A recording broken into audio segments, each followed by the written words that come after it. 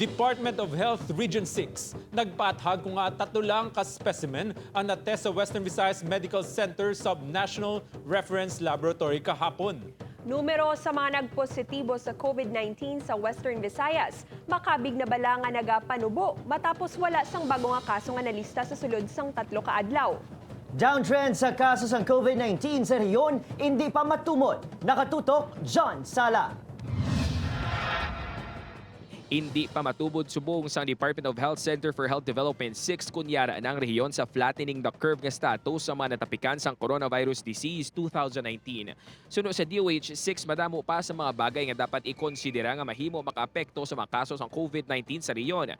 Gani hindi patiol nga magpagwa sila sang deklarasyon kung ano ng sitwasyon sang COVID-19 sa Western Visayas. Ang una is ang number of contacts na na-trace ang ato ng mga local government units, kag ang number of specimens na ginapadala for testing, kag ang dapat is that the number of lab results na ginapagawa sa ato ng subnational reference laboratory. Kung sadto tatlo tubtob 5 ka makasong nagadugang sa isa ka adlaw sa rehiyon, apang sa karon tag-isa na lang kag may adlaw pa nga wala sang may nagadugang nga nagpositibo sa coronavirus disease 2019. Samtang sa ginpagawa ang case bulletin sang DOH-VI kahapon, tatlo lang ka mga specimen ang natest. Suno sa DOH-VI, ginpaidalom sa quality assurance kag calibration ng equipment sang Subnational Reference Laboratory sang Western Visayas Medical Center.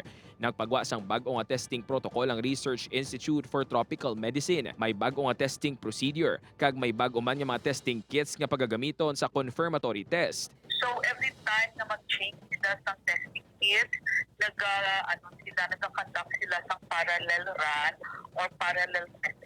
Kung ma-validate na sang RITM, magwa ang resulta sa mga specimen na ginpaidalom sa bagong nga testing protocol. Una na ginpahayag sang DOH-VI nga 48 tubtob 72 hours antes magwa ang resulta sang COVID-19 test. Apang subong, madugangan pagid ang paghulat sa bagong nga test kits nga pagagamiton sa confirmatory test. Upod kay Cirilo Rinduque, John Sala, 1 Western Visayas.